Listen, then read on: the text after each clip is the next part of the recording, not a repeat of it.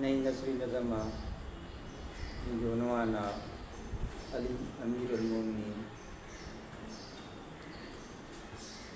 जेकॾहिं पूरी काइनात में नज़र विझूं था त अॼु ॾींहं ताईं का बि अहिड़ी शख़्सियत नथी मिले जंहिंजी आमद खाना काबा में थी हुजे ऐं शहादत मस्जिद में थी हुजे।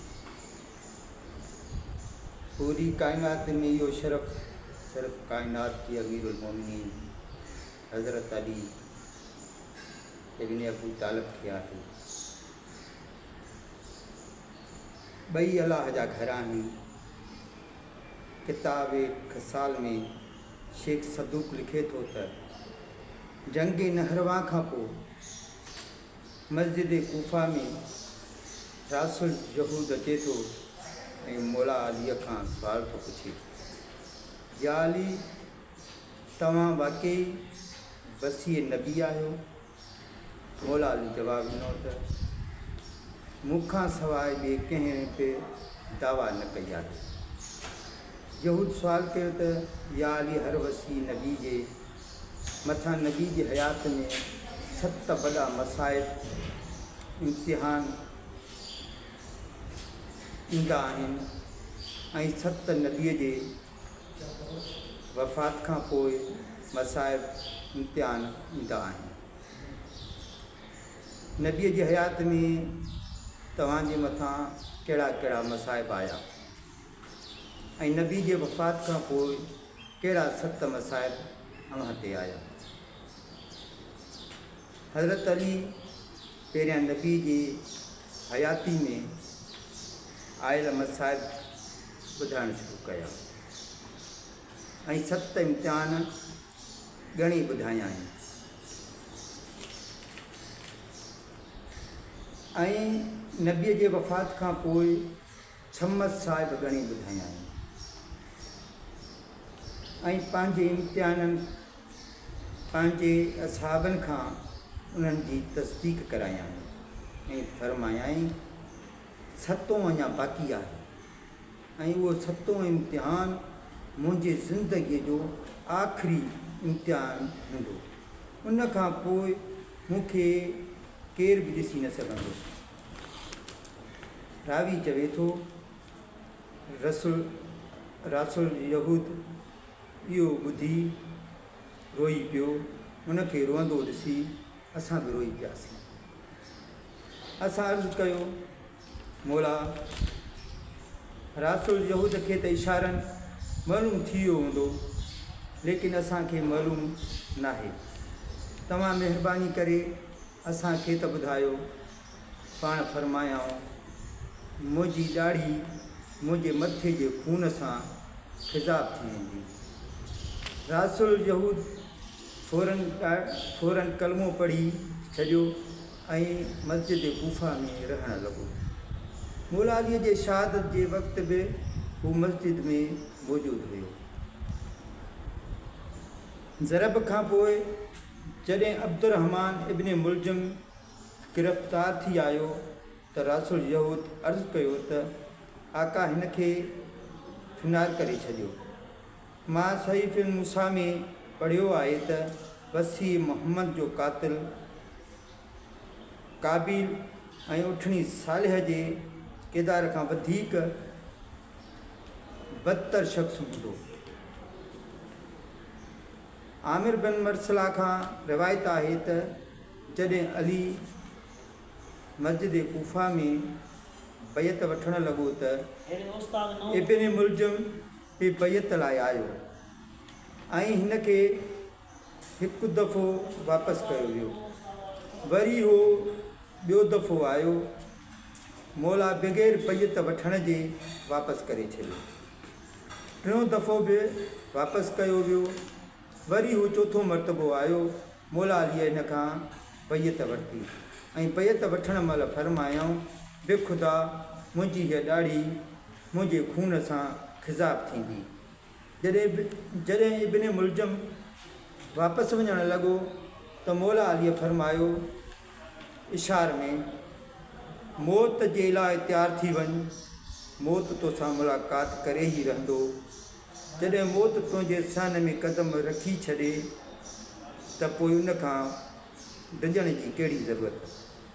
रावी चवे थो, जॾहिं इब्न मुलज़म बैत करे वापसि थियणु लॻो त मौला अलीअ उन खां वधीक वाइदा ऐं हलफ़ वरिता ऐं हू बैत खे कॾहिं बि न टोड़ींदो। जॾहिं हू टियों दफ़ो वञणु लॻो त मौला वरी हिन खे घुराए संगीन वाइदा ऐं वचन वरिता। उन वक़्तु इब्न मुलज़म चयो, ए अमीरुल मोमिनीन, तव्हां मूंखां सवाइ अहिड़ो कंहिं बि सां बि सलूक न कयो आहे, अहिड़ो कंहिं सां बि सलूक न कयो आहे। मौला इमाम अली हिकु थधि आह भरी ऐं फरमायो, एतिरी ताक़ीद ऐं तौसीक़ जे बावजूदि तो मां बैत जी वफ़ा नज़र न पई अचे। किताब शफ़फ़ुल उमिया में आहे त जॾहिं हज़रत अली जंगे नहरवा खां वापसि आयो त हज़रत इमाम हसन खां पुछो त पुट माह रमज़ान जा घणा ॾींहं गुज़री विया आहिनि। इमाम हसन अर्ज़ु कयो, बाबा 13 ॾींहं गुज़री विया आहिनि। वरी इमाम हुसैन ॾे मुखातिब थी फरमायो, पुट माह रमज़ान जा घणा ॾींहं रहनि था। इमाम हुसैन जन अर्ज़ु कयो, ए अमीरुल मोमिनीन, 17 ॾींहं रहिजी विया आहिनि। इब्न मुलज़म बि उते वेठो हुयो ऐं पाण इब्न मुलज़म खे ॾिठो ऐं फरमायाऊं, ही शकी उम्मत मुहम्मद जा मुंहिंजे मथे जी रत सां मुंहिंजे हिन ॾाड़ीअ खे हिसाब कंदो। इब्न मुलज़म खे ॾिठाई। इब्न मुलज़म उथियो, मिंबर जे साम्हूं बीही रहियो ऐं चयाईं, तव्हां हिकु अरसे खां मूंखे ॾिसी इहो ई फरमाईंदा आहियो, ही मुंहिंजा हथ आहिनि, ही मां आहियां। तव्हां चाहियो त मुंहिंजा हथ कटे छॾियो ऐं चाहियो त मूंखे क़त्ल करे छॾियो। मौला अलीअ फरमायो, मां सभु कुझु ॼाण जे बावजूदि इहो कुझु नथो करे सघां, छो त अञा ताईं तो इर्तिकाबी जुर्म न कयो आहे। बसि हिकु ॻाल्हि ॿुधाए, बचपन में तुंहिंजी दाई यहूदण हुई? इब्न मुलज़म चवणु लॻो, जी हूअ यहूदण हुई। पाण फरमायाऊं, हिकु ॾींहुं तो हुन खे कंहिं ॻाल्हि तां नाराज़ कयो हुयो? चयईं, हा। मौला फरमायो त हिन चयो हुयो, सालिह जे उठणीअ जे कातिल खां वधीक बदनसीब इंसान। इब्न मुलज़म चयो, बिल्कुलु हुन ईअं ई चयो हुयो। किताब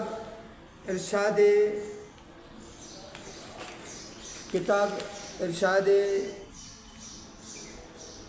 बनी कुंदा में आहे त मौला अली 20 मरतबा खां वधीक फरमायाईं, असां ॿुधो हुयो।